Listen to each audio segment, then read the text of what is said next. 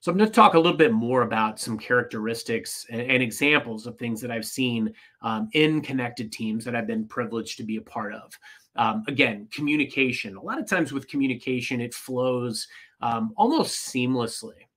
And leaders set the tone for this. I want to preface and caveat a lot of this by saying that leadership has a really strong hand in setting the tone for a culture of connectedness. And a lot of times when I don't see connectedness in an organization or with a team, you look and you wonder, like, how has leadership set the tone for this? And also, what checks and balances exist? How are we staying at the pulse of what matters to the team? How are we getting signals from our team and reacting and responding to that? I always encourage my teams to, whether it was back in the day when I ran a very large call center and I would create office betterment committees so that my team could spend time, constructing plans to improve areas where we needed improvement, or they could strategize without me, without the leadership, and then they could, elect a mouthpiece, a conduit to get that feedback to me and to the leadership team so that we could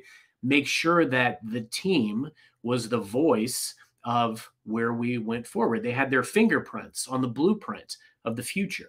And that encourages buy-in. Those are some great connected teams that I've been privileged to be a part of it. And I will tell you as well, sometimes it's not a drastic overhaul that can take a disconnected team to a connected team. And I'll give you an example of this. I've had a few situations where I've come into teams that were not performing as they should be from perhaps a metrics or an efficiency or a results perspective. Now, the last thing that you want to do as a leader is to make drastic changes or very quick reactive movements or statements as a result of the trajectory that a team is on. See, our work and our professional lives are very grounded in people and process.